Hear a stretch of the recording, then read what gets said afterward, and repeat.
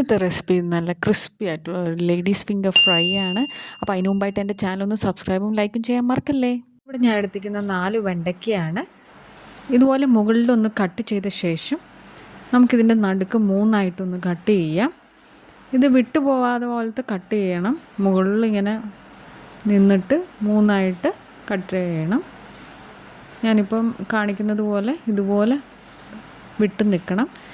ഇനി അതിന് വേണ്ടുള്ള ബാറ്റർ മാവ് 2 ടേബിൾ സ്പൂൺ, അരിപ്പൊടി 1 table spoon, chilli powder 1 teaspoon, മഞ്ഞൾപ്പൊടി 1/2 ടീസ്പൂൺ, ഉപ്പ് ആവശ്യത്തിന്, കോൺഫ്ലവർ 1 ടേബിൾ സ്പൂൺ. ഇതെല്ലാം കൂടെ നമുക്ക് ഒന്ന് മിക്സ് ചെയ്യാം. എന്നിട്ട് വെള്ളം ഞാനിവിടെ 1/2 കപ്പാണ് ഒഴിച്ചേക്കുന്നത്. എന്നിട്ട് ഈ ബാറ്റർ നല്ലപോലെ ഒന്ന് മിക്സ് ചെയ്യാം.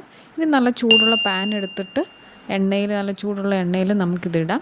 എണ്ണയിൽ ഇടുന്ന മുമ്പായി പ്രത്യേകം ശ്രദ്ധിക്കണം, ഇതിൻ്റെ ഉള്ളിലെല്ലാം ഈ ബാറ്റർ കയറിക്കഴിഞ്ഞിട്ട് നമ്മളിത് അടയ്ക്കാൻ പാടില്ല. ഇതിങ്ങനെ സെപ്പറേറ്റ് ആക്കി 3 എണ്ണമായിട്ട് ഇങ്ങനെ സെപ്പറേറ്റ് ആക്കിയിട്ട് വേണം ഫ്രൈ ചെയ്യാനായിട്ട്. ഇനി നമുക്കതൊരു പ്ലേറ്റിലിട്ട് സോസ് ഒഴിക്കാം. സോസിൻ്റെ കൂടെ കഴിക്കുമ്പോഴാണ് കൂടുതൽ ടേസ്റ്റ് വരുന്നത്. അപ്പോൾ എൻ്റെ ചാനലൊന്ന് സബ്സ്ക്രൈബും ലൈക്കും ചെയ്യാൻ മറക്കല്ലേ.